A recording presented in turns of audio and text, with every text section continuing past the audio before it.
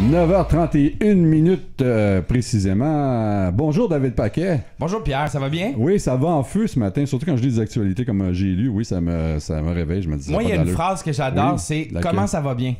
Comment ça va bien? Ah, c'est une auto-réponse. C'est une auto-réponse, ça veut dire que t'as pas le choix d'être positif. Hein, c'est vendredi matin. Ça, j'aime ça. J'adore ça. Donc aujourd'hui, on va parler de la peur de l'échec.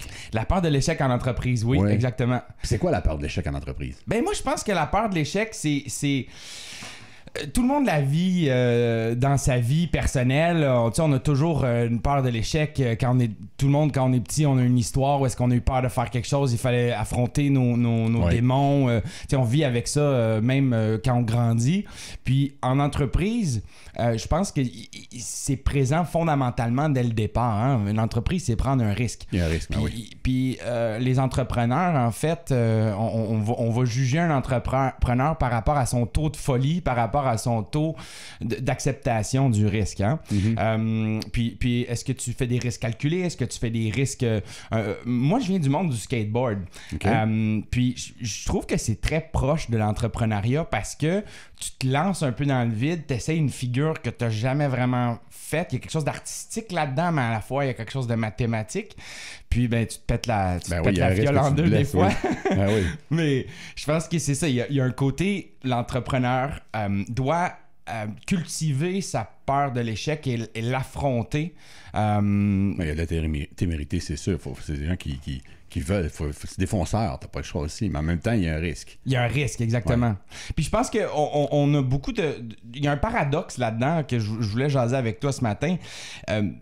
On est dans un monde où l'entrepreneuriat, depuis une dizaine d'années, est de plus en plus cool.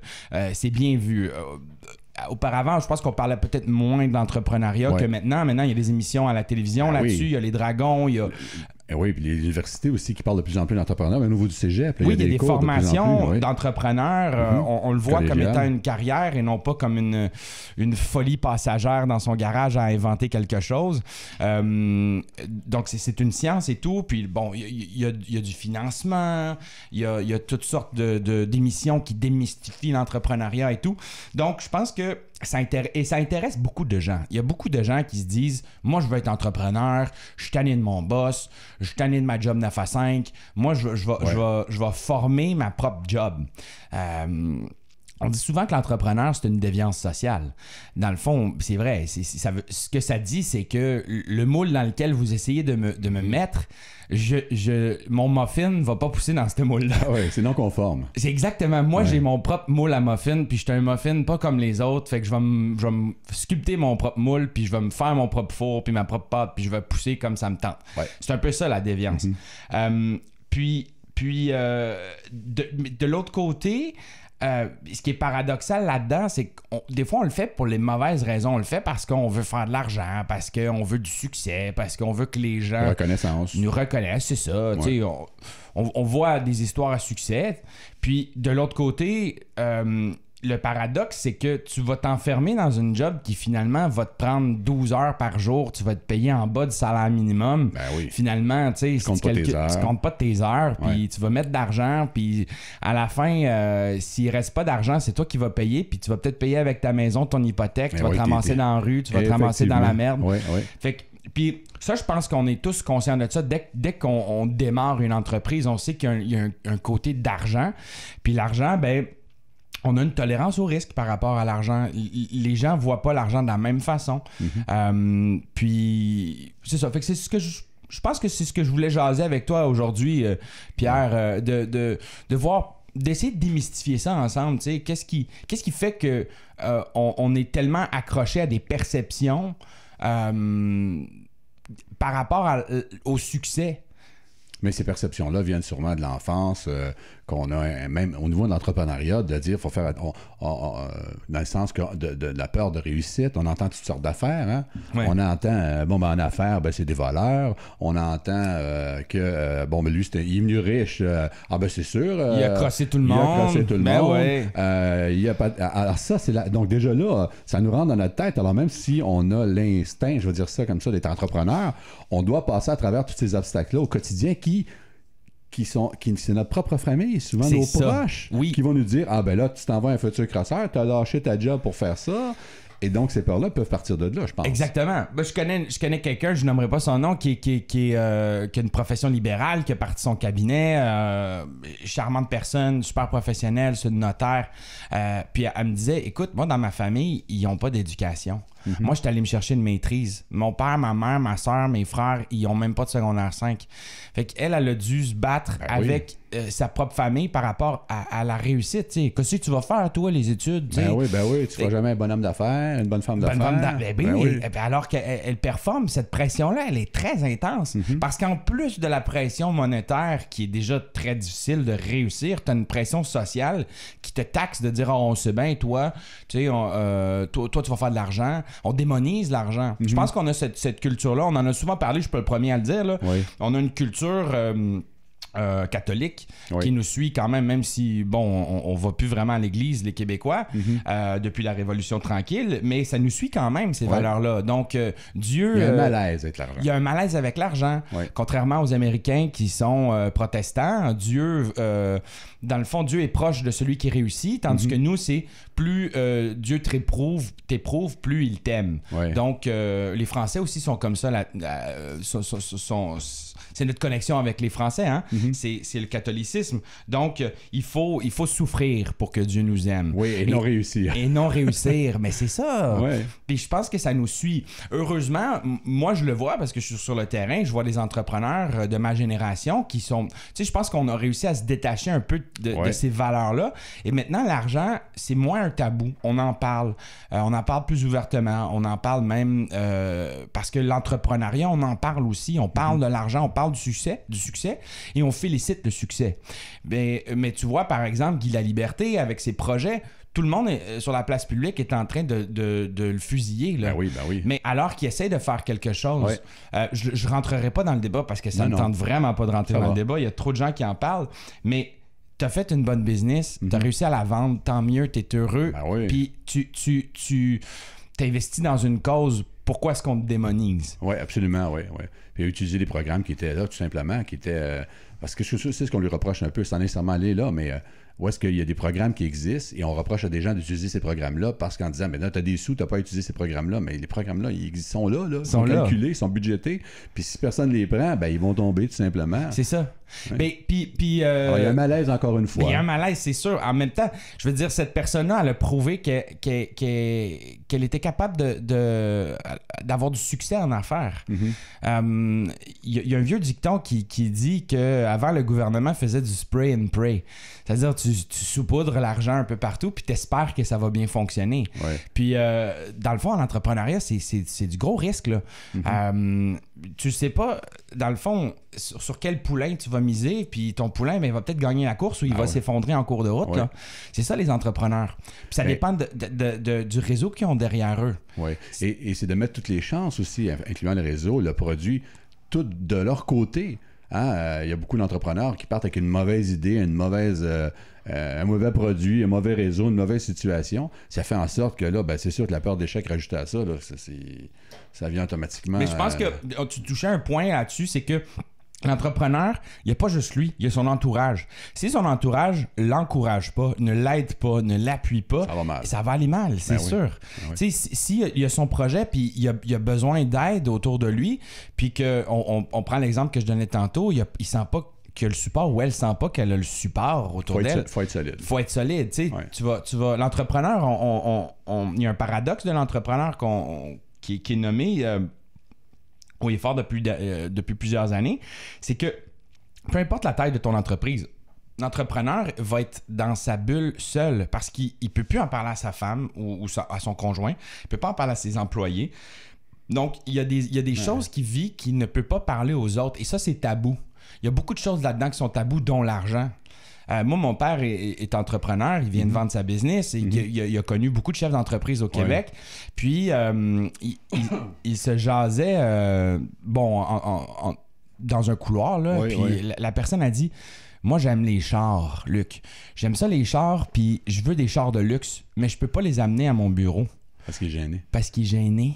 Il est gêné de montrer ça à ses employés. Ah oui, ah oui. Ben oui, il veut pas montrer ça. Ça témoigne de cette culture-là qu'on traîne, de la peur de démontrer les choses. Ben oui, parce que lui-même, sûrement, pour se payer ses voitures, ben, il a fait des sacrifices. Ben oui. Comme toute personne, parce que lui, il est payé à la fin avec un profit, hein, c'est comme ça. Et le profit qu'il a fait, ben, c'est parce qu'il a économisé quelque part. Il a économisé soit pour lui-même, pour en se privant, c'est sûr. C'est sûr, il a fait des sacrifices. Puis il peut pas dire, ben là, je vais couper dans 3 employés parce que je m'achète une nouvelle auto. Ça, c'est absurde. Il a pas fait ça. Non, mais ça, on peut pas faire ça parce que qui va répondre aux clients si la personne est coupée? Donc, voyez-vous, non, mais c'est souvent des vieilles mentalités qu'on a ancrées, qu'on se dit, bon, ben c'est sûr, il a coupé dans le salaire, il a coupé dans les heures, regarde son nouvelle auto.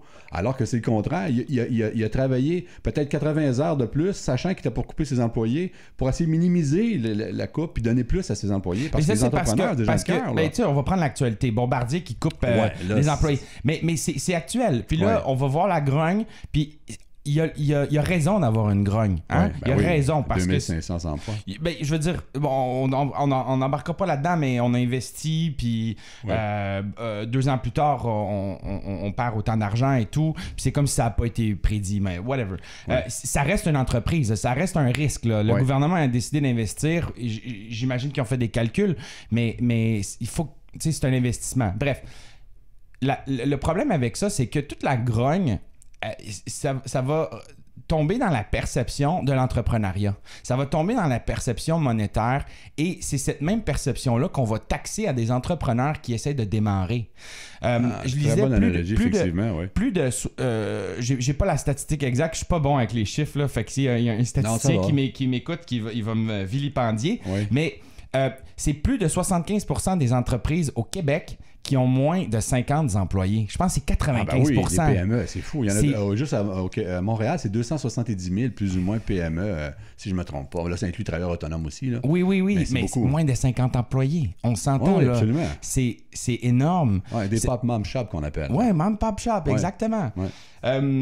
Dans le fond, au niveau de la peur de l'échec, ce qui arrive aussi, c'est que il y en a beaucoup qui vont échouer. Donc, les succès, je pense qu'on commence à célébrer de plus en plus le succès. Puis moi, je félicite ça, je suis content. Chaque fois que je vois un entrepreneur qui a fait de l'argent, j'ai dit bravo. Ben oui. Tu sais, je suis pas envieux, vraiment pas. Je suis content pour toi parce que je suis dans tes bottines. Moi aussi, je fais des 60 heures par semaine. Je le sais, c'est quoi, travailler fort. Moi, mais les employés le savent peut-être pas, là, mais si je calculais mon salaire horaire, je serais à 8$ de l'heure. Ah ouais, ça, c'est un bon exemple. C'est un bon exemple. Beaucoup d'entrepreneurs qui sont comme ça. Ben oui. On reproche qu'ils prennent un après-midi de congé, mais on oublie qu'on travaille le week-end et puis c'est soir le matin. Moi, ça fait 5 ans. Là. Fait que là, moi, mon overtime, là, je pourrais prendre un an off. Alors tu t'auto-exploites. Ben oui, je m'auto-exploite, mais c'est correct. C'est un choix. Puisque c'est un choix. Puis je pense que, tu sais, on va en parler. J'ai fait le choix. On peut embarquer là-dessus tout de suite. Moi, j'ai côtoyé des entrepreneurs qui le faisaient, je pense, pour les mauvaises raisons. Moi, je veux être entrepreneur parce que je veux le char, je veux la maison, je veux... Mais c'est ce qu'on voit dans les publicités aux États-Unis, c'est quand même véhiculé. Hein? Puis la Cadillac avec les cornes, non mais j'exagère. Non, mais c'est ça pareil. Je veux dire, Trump, c'est son image, c'est exactement ça. Là. C'est le summum de l'entrepreneuriat américain qui écrit un livre, qui a bâti un empire sur des bases un peu plus louches. Là. Il y a des documentaires là-dessus. Je prends pas mon temps pour Trump, mais je pense que nous, il y en a beaucoup qui le font pour les mauvaises raisons. Puis quand tu te mets dans les bottines de l'entrepreneuriat, tu te rends compte, c'est dur, c'est vraiment dur. Puis c'est la même chose avec le skate. Tu vois quelqu'un faire une figure, t'es jaloux, tu te dis, waouh, j'aimerais ça être capable de faire ça. Mais es-tu prête à sacrifier 6 heures par jour à t'entraîner, les échymoses, les blessures. Exactement. Avant de trouver la perfection. Parce que c'est comme si on choisit le succès et on choisit pas l'échec. Mais pour être heureux dans la vie, il faut que tu choisisses les défauts. Il faut que tu dises, moi, ce que je veux, c'est manger des coups d'en face quand je monte la montagne. C'est ce sentier-là que je veux emprunter. Je veux les échecs. C'est la même chose en couple, en amitié. Tu vas là pour les bons coups, mais tu vas là pour les défauts aussi. Fait que tu choisis les défauts. Ben oui. Donc, moi, c'est ça que le choix que j'ai fait. Puis je pense qu'il y a beaucoup d'entrepreneurs qui ont de la difficulté à voir l'échec. Parce que ceux qui ont des échecs, ils vont pas sur la place publique pour le crier. On le sait, c'est comme... Ah oui, c'est mal vu. Okay. C'est mal vu. Les chats se cachent pour mourir, hein? Ah ben oui, les animaux, et mammifères, oui, t'as raison, oui. C'est ça le dicton, les oiseaux se cachent pour mourir. Nomme-moi-en une grosse faillite que t'as entendu parler récemment dans ton entourage. Tu le sais pas trop. Non. Puis il y en a. Il y en a plus de 2 par jour, je pense. Il y en a vraiment c'est beaucoup. Fou, ouais. Nomme-moi des entrepreneurs que tu connaisses qui t'avouent ouvertement vouloir tout fermer leur business puis recommencer à zéro. Quelque chose d'autre. Oui, il y en a. Il y en a? Ouais. Mais il n'y en a pas tant que ça, mais il y en a. Ben, quand tu as un contact avec eux privilégié. Ah oui, c'est sûr. C'est ça, tu veux dire publiquement, ben oui, publiquement, on n'en parle pas. Ben non, ce serait un non-sens. Ben oui, mais c'est ça. Mais fait que c'est comme si ce sentiment-là, tu te donnes pas le droit de le vivre. Comme entrepreneur, tu te donnes pas le droit de le vivre. Donc, je pense qu'il y a un paradoxe. Quelqu'un qui démarre son entreprise, il veut pour une raison, il voit le succès, il voit l'avenir, il croit en son produit, il est animé par une flamme. Puis après 1 an ou 2, il se rend compte la réalité. Il se rend compte que c'est dur de faire de l'argent, c'est très dur de faire de l'argent. Puis là, il va commencer à se poser des questions. Puis s'il n'y a pas d'appui autour de lui, ben ça se peut qu'il s'éteigne. Là. Ben oui. Ouais. Est-ce que c'est parce qu'à l'erreur, son plan d'action, il ne l'avait pas mis assez à long terme, il n'avait pas prévu des échecs? Qu'est-ce qui fait que, en dehors du produit qui ne se vend pas et de l'environnement, qu'est-ce qui fait qu'il y a des échecs? Qu'est-ce qui fait que tout est là pour réussir et ça ne fonctionne pas? C'est parce que c'est peut-être pas un échec, c'est juste que le temps n'a pas encore, le cycle n'a pas été fait. Ouais, ben, Pelado, le père, pour le citer, avait dit un bon entrepreneur, il faut qu'il vive 3 faillites. Ah, tu vois, OK. Moi, il avait dit ça, puis moi, j'ai entendu ça jeune, puis je trouve que ça fait quand même du sens. Lancez-moi des pierres, tout le monde. Oui, non, c'est vrai. Mais c'est sûr que le mot faillite, on se dit, il y a des peur. Ouais, ça fait irresponsabilité, ça fait que des gens qui ont perdu, ça fait parce qu'on l'attribue peut-être personnel, on se dit... on dit t'étais pas bon. C'est ça. T'étais pas bon. Voilà, c'est ça. T'as pas réussi. Tu sais, c'est comme s'il faudrait que tu fasses un home run de la première fois que tu joues au bat. C'est pas ça, là. Non. C'est impossible. Ouais. Tu vas faire un grand chelem. Il n'y a pas juste des grands chelems. Il n'y a pas juste des Facebook de ce monde puis des Angry Birds de ce monde là, comme application. Je veux dire, tout le monde, quand ils font une application, ils vont dire « Ah, moi, je fais le nouveau Facebook. » Ben, bonne chance. Parce qu'il y a beaucoup de monde qui veulent faire la même affaire que toi. C'est vidéo aussi, on remarque bien. Mais quoi que c'est possible. Hein? Tout est possible dans ce monde, niveau technologie. Quand tu es entrepreneur, c'est ça la flamme qui t'anime. Tu te dis « Moi, je vais conquérir le monde. » Tu pars avec cette flamme-là, mais très rapidement, tu peux l'assécher si tu n'as pas l'entourage. Ah, tout est là, t'as raison à 100%, parce que si tes propres, mettons, enfants te supportent pas ou conjoint ne te supporte pas, tu parles dans le vide parce que ce sont tes proches auxquels tu peux parler. C'est ça. Ou est-ce que tu as vendu tes idées en disant « Regardez bien ça, je vais partir ça, je vais faire ça, et là, eux te supportent pas, ou tes frères, sœurs, famille, et que c'est dur. Ça, c'est dur. Alors, vraiment, avoir des copains, des amis proches qui vont vraiment t'aider à dire, ou te corriger. Mais dans le fond, c'est surtout pour parler, je pense que. Parce que souvent, l'entrepreneur pourrait trouver, surtout psychanalyser, je vais dire ça comme ça, puis trouver une solution lorsqu'il est en mode échec, mais à défaut de pouvoir le parler, peut-être le réalise pas. Peut-être que c'est ça aussi. Ouais, c'est une bonne question. Je pense que tu réussis à connecter avec des entreprises. Reste que l'entrepreneuriat, c'est un réseau d'entraide aussi qui est quand même, quand tu demandes de l'aide, les entrepreneurs, ils savent c'est quoi puis ils donnent de l'aide. Hier, j'ai eu la chance, j'ai soupé avec des entrepreneurs de renom. Il y avait Serge Beauchemin qui était assis à côté de moi, qui est un dragon. Puis on jasait, puis il me disait, des fois, il y en a bavé des shots. Là. Puis... encore il investit puis il dit écoute, on perd de l'argent dans nos investissements, ça va pas bien, il y a des trucs qui ça on n'en parle pas à la télé là. Après les dragons ils ont investi, mais il dit 180 000 $ plus tard, j'en ai 2 qui vont faire faillite là, c'est pas mis dans les journaux. Ces entrepreneurs là c'est pas des mauvais entrepreneurs nécessairement. Non. Ils ont appris quelque chose. Ça vaut peut-être la peine de leur donner après ça une deuxième chance. Puis moi j'ai vu ça beaucoup de fois, des gens qui ont de la misère à recommencer une autre idée, un autre business. C'est ça la peur de l'échec. C'est la peur de la honte, en fait. C'est vivre avec la honte plus tard. C'est correct de faire un échec. On en fait. Tout le monde tombe. Ben oui, ça fait partie de la vie. Tu l'as dit au début de ta chronique, c'est qu'on n'a pas été programmé à l'échec indirectement face à ça. Je veux dire, conditionné, peu importe. Ben non, parce qu'on voit les entreprises dans des films de Walt Disney, le gars il part avec une idée, puis il fait des millions après ça, puis il marie la princesse. C'est pas de même la vie. Là. Non, c'est pas ça du tout.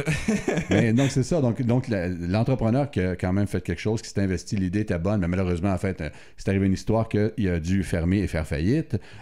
Forcé, une faillite, c'est une fermeture forcée indirectement. Et là, il veut repartir, mais il se sent coupable à plusieurs niveaux. Et même, il y a une gêne. Moi, j'en ai connu qui retournait dans le public, c'est-à-dire travailler 9 à 5. 9 à 5. Et il était gêné, il était à l'aise parce qu'il ne voulait pas admettre qu'il avait fait faillite. Puis il fallait avoir une ouverture d'esprit aussi qui l'entourait pour comprendre que, Faut dire, ben, il s'est essayé en affaires, bravo, ça n'a pas fonctionné. Bon, ben, il peut peut-être essayer un jour. Plutôt que de le juger tout de suite en partant. On ne peut pas y faire confiance parce qu'il a fait faillite. Exactement. On a tendance à le généraliser. Liliane Colpron de Première Moisson. Oui. OK, c'est gros, Première Moisson. Ah, là, oui, ça vient d'être vendu il y a 2 ans à Métro. Bon, c'est ça. Elle a lancé le concept 3 fois. Elle s'est plantée 3 fois. La 3e fois, ça a réussi. C'est ça, là. Puis la première fois, elle a fait un petit concept de café, là, tu sais, puis faire du pain boulangerie, ça n'a pas marché. Elle a refait ça. Puis à un moment donné, elle est partie avec l'idée, elle dit, et si je faisais des croissants pré-cuits dans mon sous-sol, puis je vendais ça à des boulangeries? Ils n'ont pas commencé avec les boulangeries, là. Ils ont commencé avec un produit niché.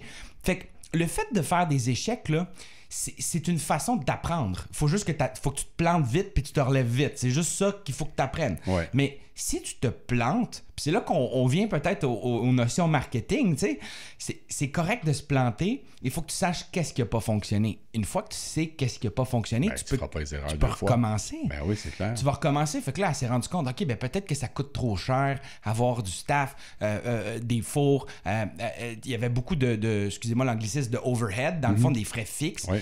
Donc, est-ce que je peux trouver un produit qui va vendre bien, qui est linéarisé, dans lequel je peux avoir des normes de qualité, que je vais pouvoir stocker, vendre, puis je vais avoir des services de livraison. Mais je vais quand même avoir des produits qui sont frais parce qu'ils vont les cuire là-bas. Donc, elle est arrivé avec un nouveau concept avec des recettes qui faisaient que tu pouvais cuire les croissants dans les commerces. Puis souvent, les commerces n'avaient pas les gros fours complexes. Fait que là, il peut avoir des petits fours. Donc, elle est arrivé avec une nouvelle solution. Mais il a fallu qu'elle mette les pieds dans le terrain, qu'elle fasse 2-3 ans à faire des connexions, un réseau de des appels. Mais après, quand elle est partie sa 3e business, elle avait les réseaux de distribution. Ben oui.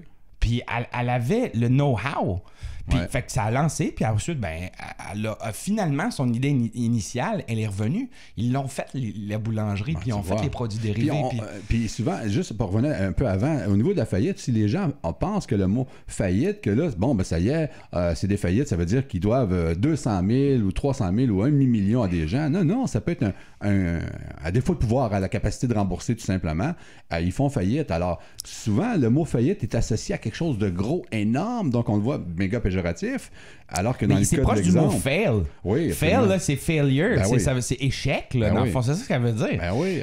D'une manière, la connotation, ça veut dire, c'est comme si tu as échoué dans la vie, mais tu n'as pas échoué dans la vie, tu as échoué dans un projet. Ben oui, parce que tu vois, tu l'expliques, là, dans ton cas typique de Première Moisson, ben moi je l'apprends, tu l'expliques bien, mais là, on comprend tout ça dans le monde. Dans le fond, la dame, tu vois, c'est bon ce qu'elle a fait. Elle a commencé, ben, elle a fait faillite, 3 fois, mais les implications de perte n'ont pas été si énormes que ça, même si c'était une faillite. Puis qui dit que par après, elle a peut-être pas remboursé justement les gens. C'est sûr. C'est sûr, on va se refaire un an en affaires. Puis...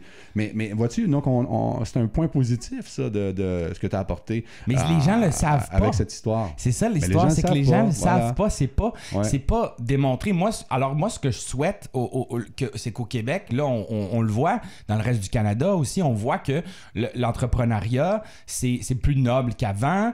On voit ça de bon augure. Le taux d'entrepreneuriat a augmenté. Les programmes sont là aussi. Les investissements du gouvernement aussi sont là. Ben là, je peux pas commenter. Là, faudrait, non, je comprends.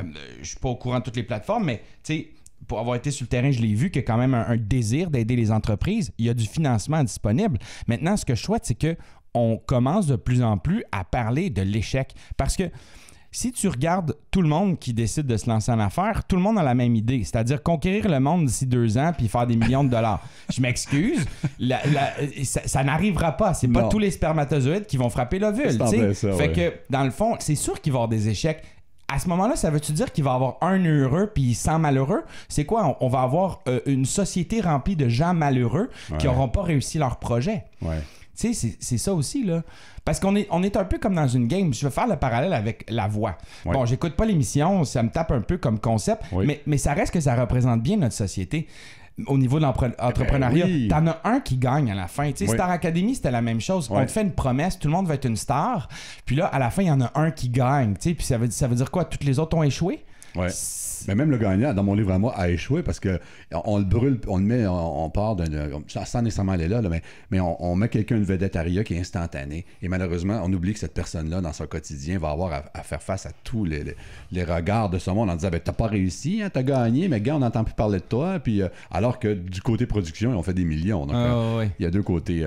Mais c'est la raison pourquoi j'aime pas la voix. Voilà. Non, mais c'est ça. Mais je pense qu'on reproduit ça dans l'entrepreneuriat aussi. Oui, on juge. Évidemment, c'est pas comme un jeu, il n'y a pas une seule game, mais ça reste que ça crée beaucoup de malheureux. Puis si on vit... donc, ce que je souhaite, c'est qu'on apprenne en société à accepter les échecs et d'utiliser ça comme tremplin. Et éduquons les jeunes sur l'échec. C'est correct l'échec. Et de vivre avec ça. Vivre un échec de la bonne façon, ça va t'enraciner, ça va te rendre plus fort. Tu vas pouvoir aider ceux autour de toi. Moi, c'est ce que je nous souhaite. Qu'on soit capable d'en parler collectivement, en fait. Oui, mais on le souhaite aussi. Donc, c'était super, vraiment intéressant comme à chaque fois, David. Merci beaucoup. Merci à toi. C'était bon, c'était vraiment bien. Donc, la peur de l'échec, on peut retrouver sur le site Internet. Ça va quasiment être réglé, mais on a les capsules, inquiétez-vous pas. S'ils ne sont pas encore à jour sur le site. S'ils ne sont pas là, c'est un échec, c'est bien correct. Ben ouais, mais non, mais ils vont être là sous peu. On manque d'effectifs pour le faire, voilà. Alors, on va Merci, Pierre. Merci à toi. On se revoit vendredi prochain. Bon week-end, effectivement. Donc, on s'en va en pause promotionnelle et on vous revient tout de suite après avec les actualités avec M.